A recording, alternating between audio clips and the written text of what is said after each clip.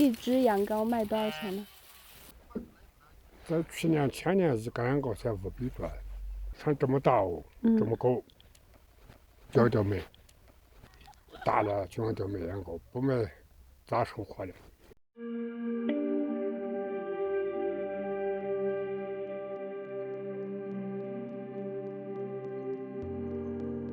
我们此行将沿甘肃的丝路古道，自武威启程，途经张掖，西至敦煌，用一段浓缩的旅程游览河西画卷。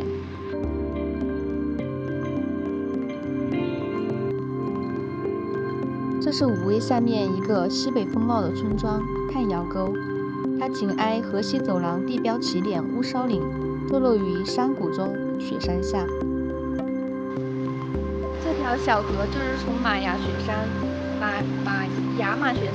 上面融化下来的冰雪水，它早上应该会有很多的雪覆盖在这上面的，现在已经融化成冰块了，水超级的清澈，阳光特别的刺眼。大概有住了多少人呢？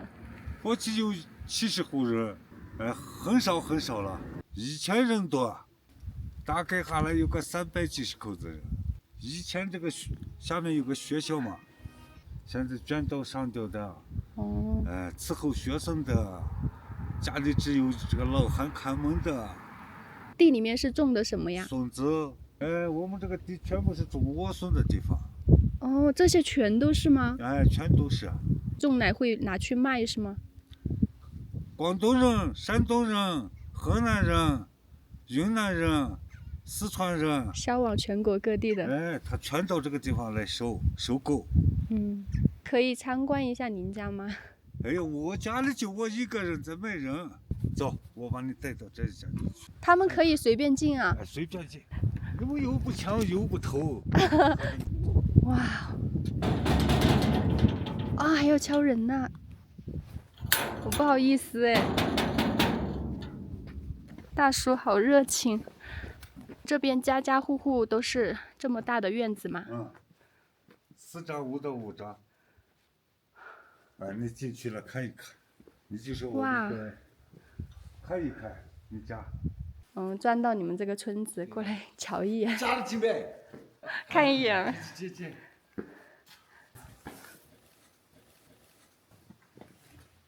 你们是什么民族啊？我们是汉族。哇，好温暖哦，真的。这个玻璃是双层的。这边过来看一看。这边。喂，这也是一个走廊哎。一个走廊。这里面好像没有那里面温暖。对，就这里面住人。每一间管一个吗？管。过年的时候就把这暖气一烧，就是有好几个民族啊。对。藏汉、土族、藏族、汉族、土族，还有很多。我们这天柱县有16个民族。有多少个？16个民族啊！天柱县吗？这是天柱县。这地下的刚出来的，你吃。直接自己红麻、玫瑰、红醋姜黄、香豆，这都有。很香哎。你们叫月饼吗？中秋月饼。中秋月饼，平时也会吃吗？也会吃。这个季节没田种了吗？冬天就不种田。休息。一年种1次田。哦。你像南方地方热，一年只可以种2次。对。南方可一年到头可忙了。这里没有传奇的故事，只有与大地同频的日常，寻常也循环。武威古称凉州，是丝绸之路的咽喉要塞。今天的武威仍然保留着河西都会的苍茫气度，它历史的重量流动在晨昏的市井里，被最寻常的阳光晒暖，被最沉默的人群见证。在武威。我来的时候就是咱这土城腔。那您是这里本地人吗？我是陕西人。陕西人。我刚刚部队上前线回来，我弄在酒厂正式工，酒厂现在倒闭掉了。这个是修了多少年呢？这个后修了几年了，都是砖修起来的。哦，后面重修的哈。哦，这是土桥，敲敲挖掉修的。那您在这里居住了多少年呢？居住了，也到40几年了。40几年了。哦。我的妈妈今年是29了嘛。算看。这个地方是农业城市，退休老汉们到这地方，都还是养老的，啥都便宜得很。那天旅游的时候买菜就是，什么一筐子菜才是2块钱，我们那个地方一筐菜都70块钱了。那个南方和这个地方就不一样，这地方就物价水平低哈。对低。您这里房价贵吗？低得很，下降了。多少钱一个平方啊？现在就是到学生会的家属了，那就还是个5、6千块钱一个平方。5、6千。接触的就是3000多，对不对？武威给我的感觉还是特别有生活氛围的。虽然说老年人比较多，但是这边生活的便利性，像美食啊，然后物价这些比较亲民。但是可能在这里生活的话，退休养老的还是比较舒服的。刚当地人给推荐的早餐就是3件套，北关市场这边是3件套的聚集地，各种姓氏的记里面有冯记、何记、高记、李记。卤汤专门熬了一锅，它里面是用什么熬的呢？就是那个骨头汤。骨头汤。这是猪肉和驴肉，这就是3套车，福茶、卤肉、醒面。3套车，这个名字的由来好像是说左宗棠行军的时候，在凉州这边，老板就端出了这一碗醒面，还有祁连山上的水煮的福茶，这是红枣茶，还有就是一盘卤肉。左宗棠就给这个命了一个名叫3件套，所以现在在这边的话也算是必须要过来吃的美食了。它这个面是手擀的，吃起来比较有嚼劲。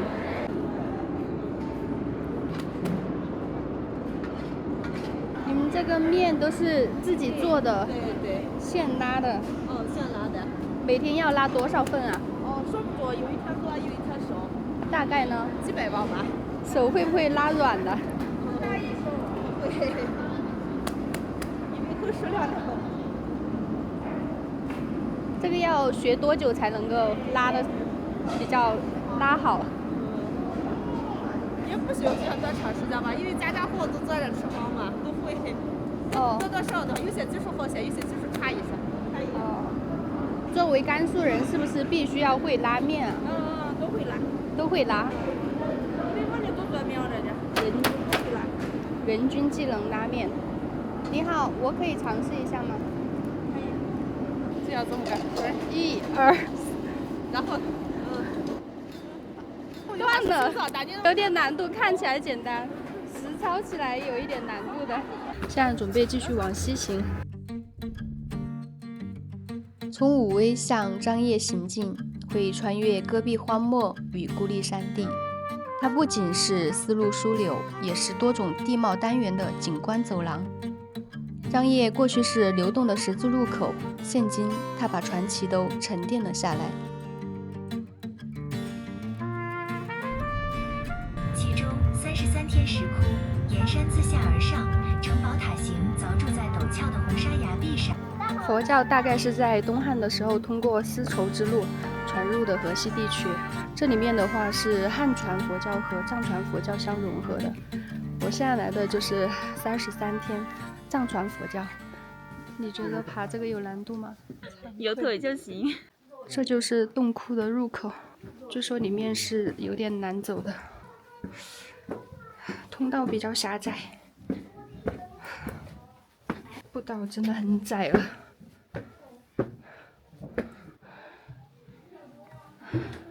这也太陡了吧！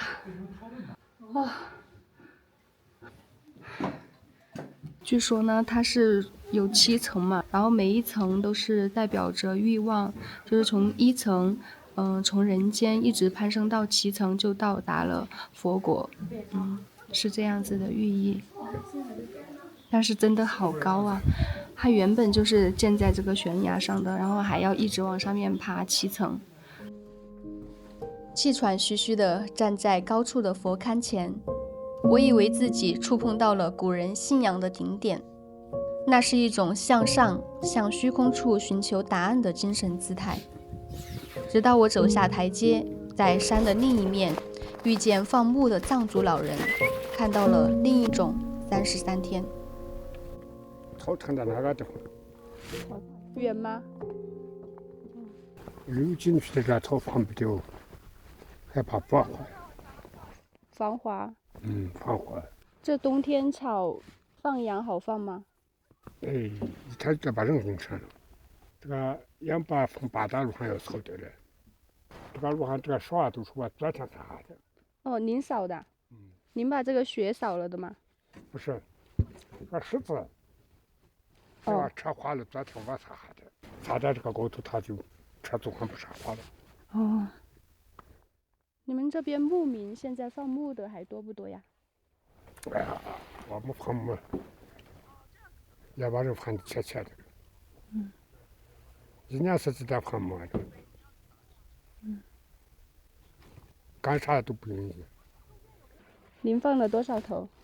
多少头羊啊？300多。300多头。这个才不多些，那个福地了很有些了。那个福地了是下海羊羔的，羊羔都这么大了。我们就全品的羊羔。羊羔。羊羔产下之后大了就要卖羊羔，不卖咋生活的？一只羊羔卖多少钱呢？在去年前年一个羊羔才500多。一只500多呀？500多。500多。这个我年底夏天吧，又成了700多了。哦，夏天还涨了200。还涨个了哈。最近现在卖羊羔的时间涨不涨就说不上。就是说，一般是养到夏天卖划算一点。不，夏天就喂的喂不起。哦。羊羔要长大还得喂也能。买的饲料喂的了。这些草场也是您自己的？这公家的。公家的。那你们自己来喂的话，需要给公家钱吗？公家是到3天，那开放。开放的，免费的。路上的分草料。哦。害怕一到空天上，害怕爆火。哦。就是羊来给它吃了，就不会怕着火呀这些。害怕游客来把羊头丢下。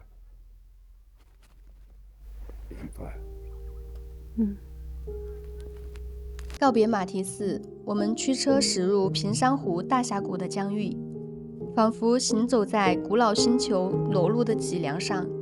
这里是时间本身的作品。现在这里海拔是1000多，到上面的话2000多，相当于要直接攀升1000多米。这个淡季人真的特别少。深度游还是普通游？普通游。所以就上这个车。好。到1号观景台下车啊。好。上车15分钟后发车。好的。往前步行800米的一段台阶路到达峡谷入口处，全程徒步差不多呢是6公里1400多级台阶。最高点应该就是这里了，海拔有2500米左右。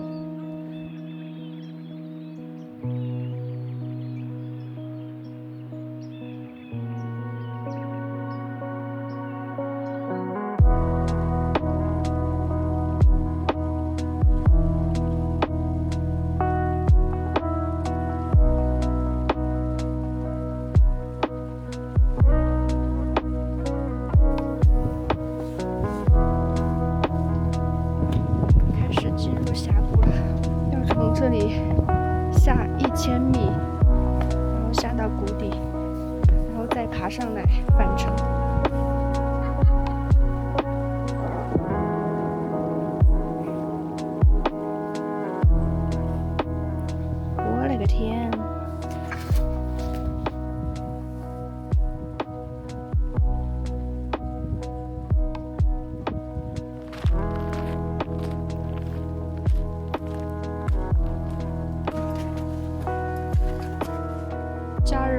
这对吗？这路也太崎岖了吧，好窄呀，胖一点都不行的。这个梯子可以看啊，我是站直的，它是有多少度？起码有89.9度。哇，天哪！快看一下这。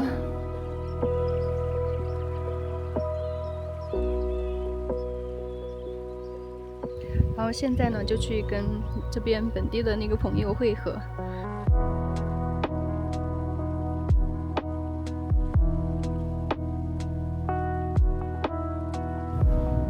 你们这边的人会对走出去有执念吗？以前是会很有执念的，但现在就不同了。尤其从我们这一代来说，就是很多人都回来，就是回来这边。你看我很多同学，基本上我好多同学都回来了，回来就考什么3支1扶啊，就政府啊，自己做点事情啊，对吧？就像我父辈这一代的，他们出去一般都是去新疆，因为新疆打工，新疆那边就是都是基本新疆。像我们去新疆定居的人也很多，对。还有我们这些呢，还是西北人，尤其张掖这边的，他找工作，像南方其实怎么说呢，确实是压力太大了，真的是一套房，你说你没有父母的帮助，你觉得你靠你自己，真的是难以实现，说句实话，对吧？所以很多人就会去到新疆找工作，也是这样，大学出来去新疆。所以像我们也有很多同学去新疆的，在那边找工作生活的。你像我有2个哥哥就在新疆那边，也是大学出来。我有一个哥就是重庆邮电大学，是不是有个邮电大学？对，有的。那边出来的，他学的是那种特种焊接，现在就在新疆，也定居了。这样，像我父辈，我爷爷这一辈就有去的，就是当兵，然后去到新疆建设支援新疆。还有我们那时候叫的是，人家陕西人叫的是怎么走西口，我们就是说，出关就到新疆的那边，就实在这边活不下去了，一家人就去往新疆那边去，对，因为人家那边地大嘛。那现在也有政策，我跟你说，新疆，就比如说你是本科生或者什么，你到新疆就南疆那边去啊，他会给你什么呢？好像是一个人户口落在那边是一个人是20亩地，比如说你2口子就40亩地，他给到你。是针对那个甘肃的，还是说全国的？全国都可以去，对。然后还可以给你分到房子，还可以给你兵团里面找，比如说你是给你找个工人，至少给你找个工人的工作。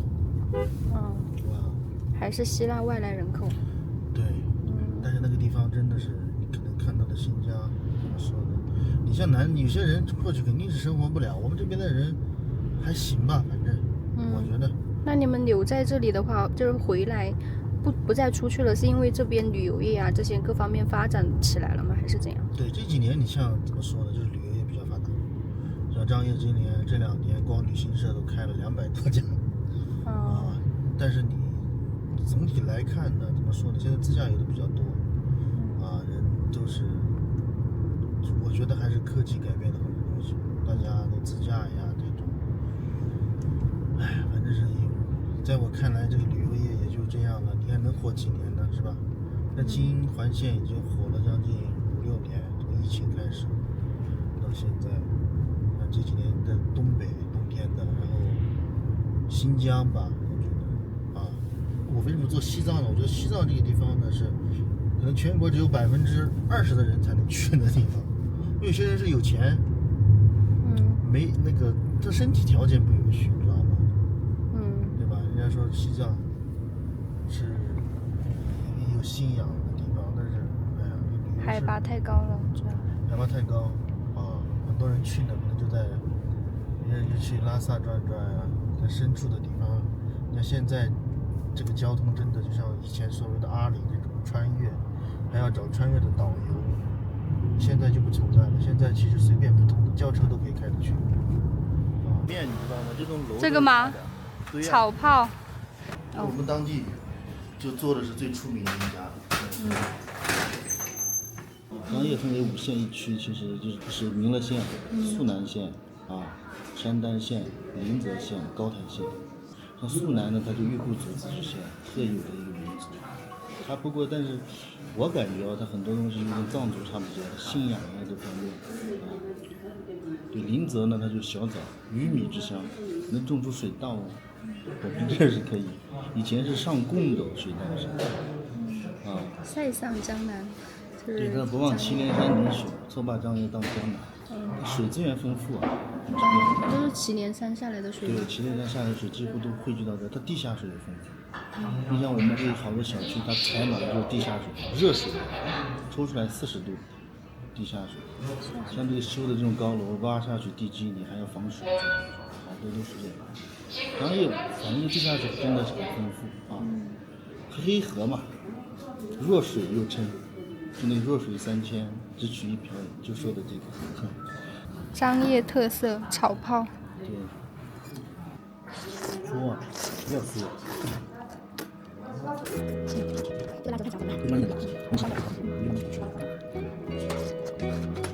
一直在轮流的赶集。是轮着镇赶集是吧？轮着镇赶集，对。它这个算是一种习俗吧，但是只有他们那个甘州区有，其他地方没有。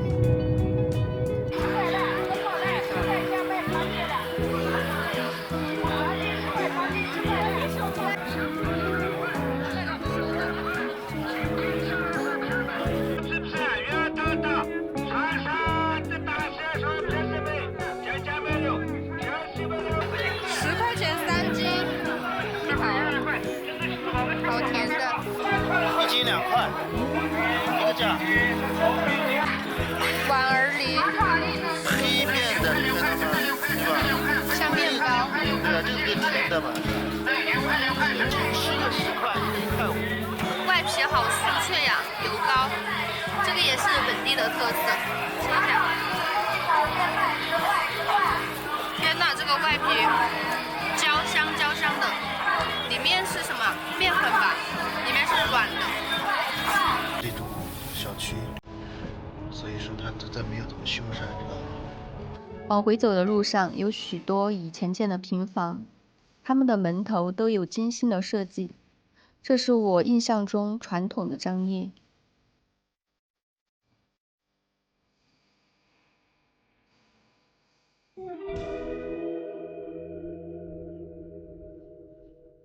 今天一大早朋友带过来吃这边的特色美食臊子面，说是本地人特别喜欢来的老字号。这种馆子开的角落都很隐秘，估计外地人的话很难找到。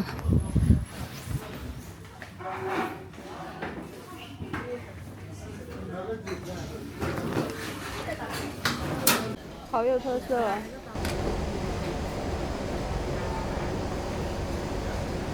知道一个包子不知道。热腾腾的臊子面，这个包子有点大哦。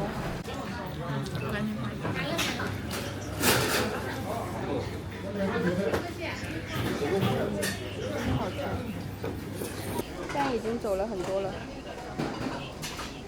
我感觉这边的面食做的确实还是可以的，然后他们是比较注重面食本身的那种口感，但是南方的话可能就是更注重一点面食的就是搭配呀这些。那他们这种乡里人多吗？乡里最近人就少了，都可能会住到那楼上去了。他是秋收的时候，他这些人就会来到这种土房子里面会住。哦，基本上会可能都是些老年人在这个里面住了，这种房子里面，年轻人都去。你看他们一个村一个镇，他会修这种房子，修这种楼，他们都去这楼上去住了。哦，就是像居民点这种吗？对，这就一个村，一个村，对，一个村聚集在这几栋房子里，聚在这几栋楼上集中供暖的。对，集中供暖的。这还挺好的，不然的话土房子就是比较分散。对，那土房子还好，我觉得北方的一个村子呢就是集中在一起的，如果就每家都挨着修，不像南方它是这个山头一个，那个山头一个，修得很散开的，对。对。走进祁连山的腹地，全是雪。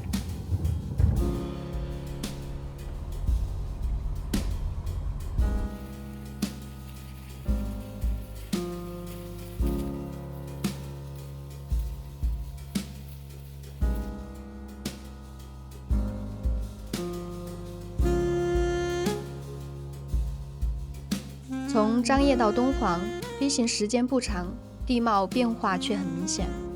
窗外的丹霞和零散的绿植逐渐消失，取而代之的是大片灰黄色的戈壁。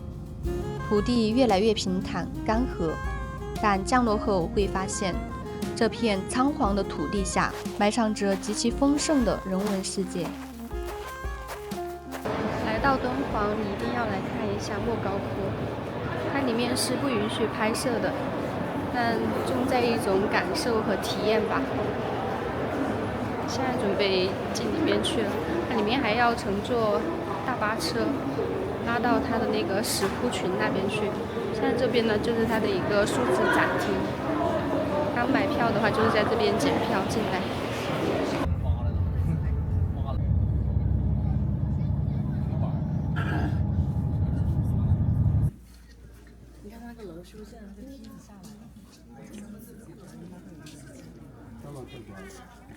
因为这个山体呢，它比较疏松，所以呢比较好开凿洞窟。就在这个这个崖壁上面开凿了洞窟。下面的这个通道，包括这个墙体、水泥墙体，是上世纪60年代的时候由周恩来总理拨款100万，重新加固修建的。每个洞窟前面这个铝合金的门，它是上世纪80年代的时候，由邵逸夫先生捐款修建的。但是9色座位上之后呢，就非常悲愤，非常悲愤，然后变成剩下这个没交的人下去这些洞窟都是在石壁上开凿的，大大小小的有700多个，有雕像和壁画的都有400多个。莫高窟就是一个文化大合集吧，它是以佛教为载体，然后融合了建筑、绘画、雕塑，还是蛮丰富的。然后里面的那些壁画虽然说已经掉色了，但是可以看得出来，它那些颜色真的用得很大胆、很丰富，但是又很和谐。这就是敦煌的魅力所在。现在走，往这儿走，美女，你现在要把这个脚往这儿走，贴近这个镜头，走，这样来跨步，走。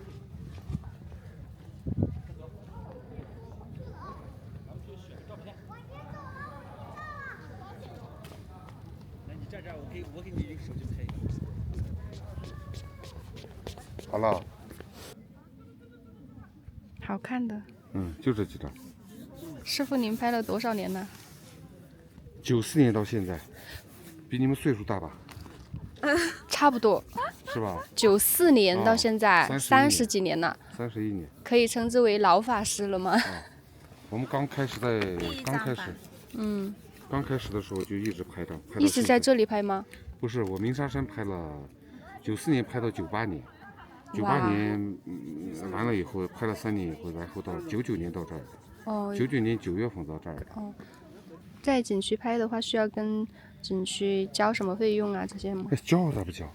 你这管理费得交。多少？1年5000。1年5000啊？大概有多少人是在这边拍呀？17个人。17个人。需要什么资格吗？不要啥资格吧。只要给钱。不是。你最起码你得那个啥，我们这个是拍照都是考进来的人。考进来还要考试啊？人家要考试。是景区吗？景区考试吗？景区考试，人家考试经过你把那个啥，你分数达到那个，他才能。考什么？你最起码理论，那个拍照那个知识啊。那个还是要技术过关才行。技术的理论他没有实拍没有的。实拍没有。10几个人，那你们旺季的时候，每个人大概拍多少啊？一天？旺季啊？标准的就是付了没？付了。标准的就是基本上就是500到700这个样子。一天？旺季一天。一天500到700。那还是可以的。可以，也你这个只拍了几个月？你拿1年算下来，你就是拿个工资钱，跟工资差不多，拿个4、5千的工资就是这样的。我们1年就大概就挣个6万块钱。那这里面就是敦煌这边的工资水平怎么样呢？这水平，如果说是上班啊这些的话，你看上班正常的上班就是4、5千。4、5千。生活成本应该不高吧？敦煌成本高得很。高吗？我们和大城市一样的。比如说和兰州，我们和兰州同起步的。一样的。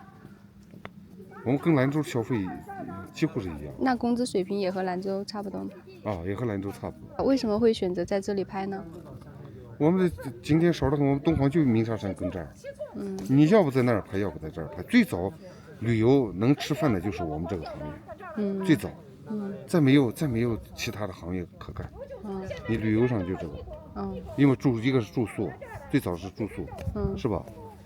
一个是旅游上，再就这个，再就这个骑个骆驼，那个养骆驼的那个，然后再就是我们拍照，很少。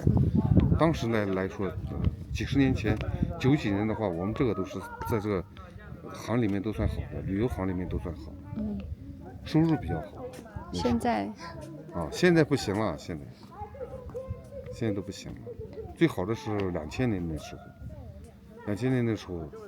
那时候那个照片那个价格也上来了，拍照的那个人也多。当时那个外宾拍的多，马来西亚的了，那个新加坡的了，那时候来的人多。现在大家都有相机了，随便一拍，手机也方便。手机这个东西几乎还是有影响。你们几点到几点啊？啥上班啊？我们这2天就2点半，本来就今天人多了一点。像昨天的人都少，我们2点就回了，然后我们11点来，11点半，然后到2点钟，我们就回家。今天都上半天。上半天就是。那还是自由的。这2天没事儿嘛，你待着也没事儿。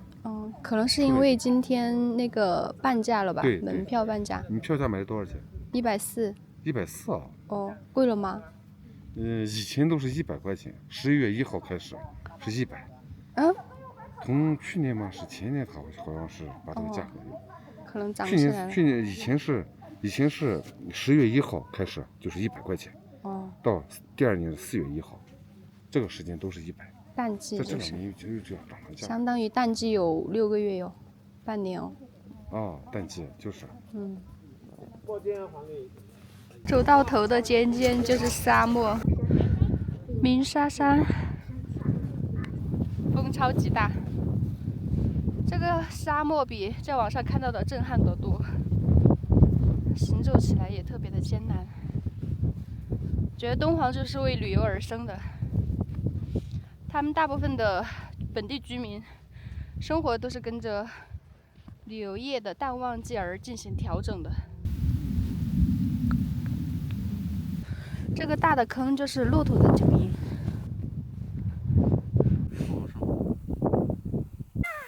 下坡的时候，你看可能比较颠啊，颠簸的时候脚蹬往前蹬，身体往后靠一点，对，下坡要晃一点。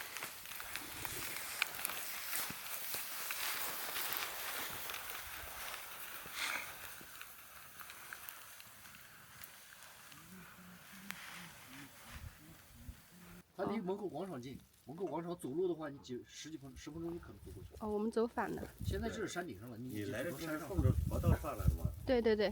你要是顺着那条道一直走就更加险了。它那有硬化路面嘛？硬化路面顺着走就到里边了。主要是我没看到人，不知道怎么走，跟着他们走的。这边旺季是不是这边也人很多呀？肯定的呀，要去那边山上全是人。金山那么大的山，人挨着人。那山坡上全是人。整个景区从进门开始，从买票开始排队到里面沙山上，那时候有演唱会嘛。5、6万人堆在一个地方。它不会限制多少人进吗？限制呀。限制旺季的时候6万人。就是6万人左右。这只是景区限制的。每天的限量在6万。每天都能达到最高吗？差不多。旺季的时候一般你2、3天买不上票呀。还要提前预约哈。对，淡季上来是最好的。现在500-600人也太少了吧？就是来没感觉，人多的时候有演唱会才有感觉。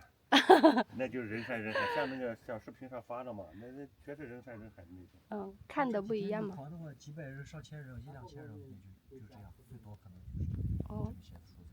那你们这些旅游项目旺季的时候，一天大概要发多少趟啊？旺季的时候这个就不停。不停，一直。我们这旺季上这一路绝对车呀。淡季上我们才放了几个呀？基本上在这儿玩这些项目的，从这儿排队能排到那是门口的。你刚上来的那个梯子呢，一直都是排队。人也太多了吧，确实差距有点大。刚刚看的是华沙的旅游项目，旺季的时候景区的最高人数能容纳6万人，需要提前预约的。但是现在呢，只有500-600人一天，旺季和淡季差的也太多了吧？就进来是看不到人，所以我们跟着骆驼道在走。包场的感觉也有不一样的风景。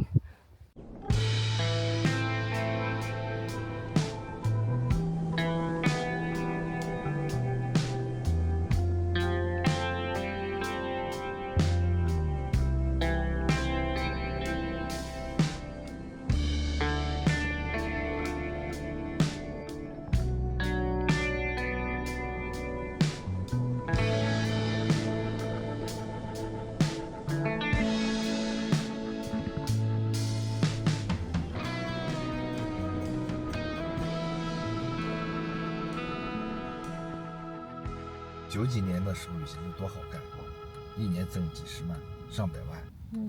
90几年那个时候还没多少游客。90几年是日本人，外国人多。口号是这样说的：敦煌是人类的，莫高窟是世界的。干旅行社的人多吧？这边？干旅行社的不多，就干旅游行业的多。那么你干旅行社的、干车队的，还有一些做小买卖的。都算是干旅游的呀，旅游整个行业。敦煌的这个主要支撑就是旅游。张掖武威他们有自己的产业，他们 GDP 要牛一点，但是敦煌是牛，但是莫高窟的收入不归地方，莫高窟鸣沙山的收入不归地方。莫高窟是省的央视景区，直接归中央管的，莫高窟的责任。鸣沙山的归省上管。哇，那也这样一下子最大的一部分就被分走了。是啊，你莫高窟多牛呀！莫高窟的门票1张200多。你想，也就是游客来到本地的吃喝拉撒在跟地方有关，别的跟地方没关系。莫高窟所以就这个也是莫高窟的呀，时间不动，他们就很牛气。你不像其他景点8点钟就上班了开门了，他们不，他们到9点，他们跟公务员一样的。9点上班，说白了，你爱来不来？就它里面的那些讲解啊，那些是不是也是里面的正式员工啊？事业编，对。他们都是事业编。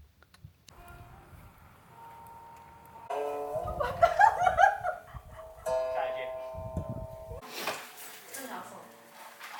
如果说你搜答案，那就是为作弊行为。不让走了。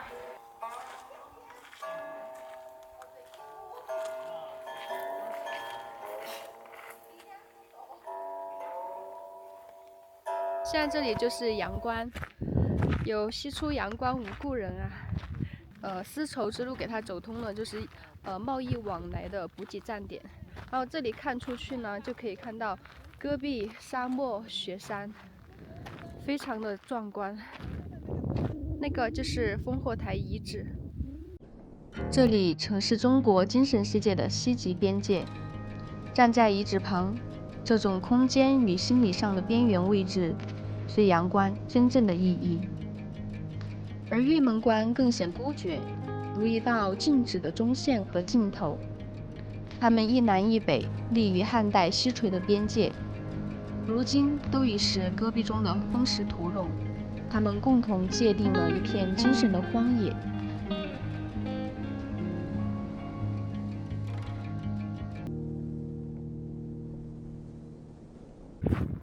春风风不度玉门关，东风渡啊！风太大了，这里好冷。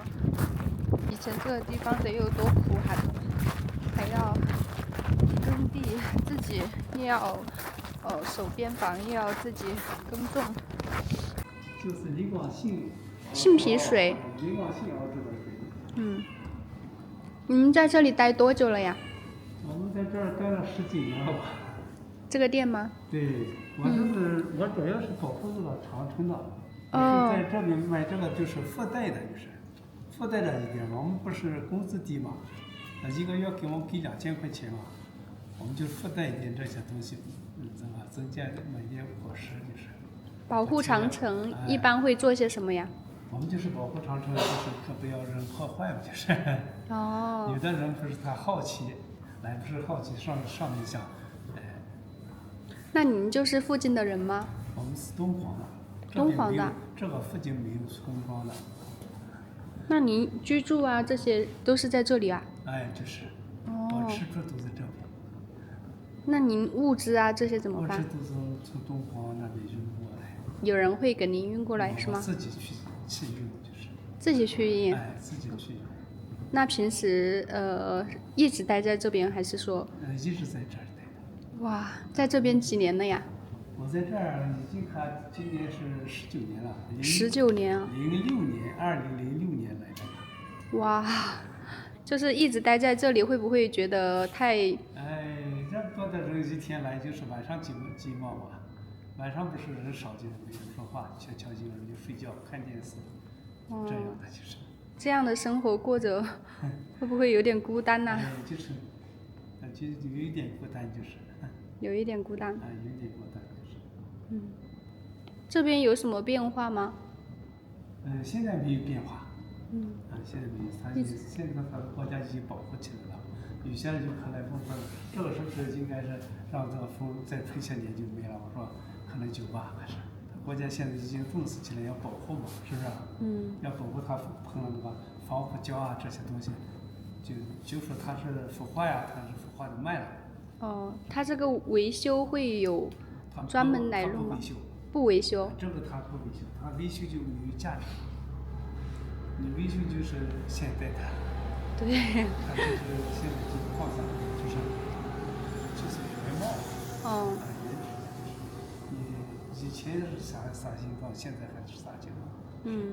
你是慢慢它是脱落，它是就是脱落的慢嘛。对，这样还挺有意义的，就是。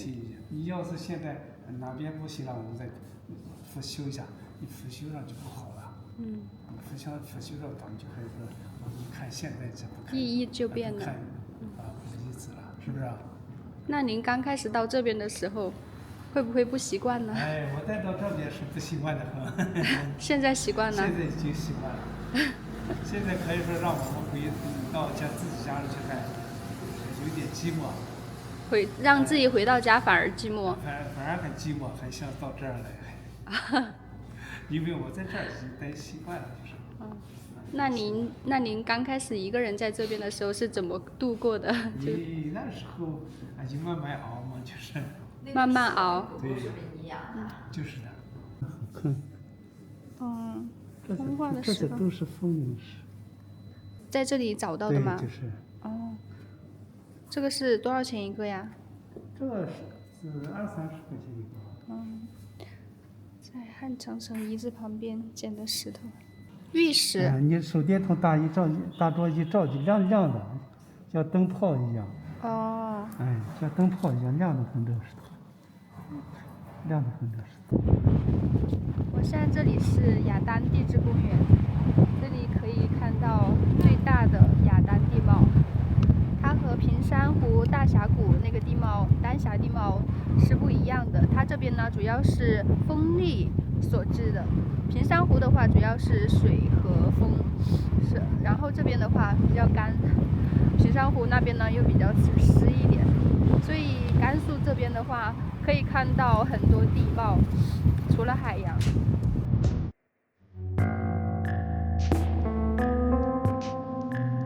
这片坚硬而有序的奇观，以一种近乎爆裂的方式，展现了纯粹的自然力量所能达到的雕塑精度。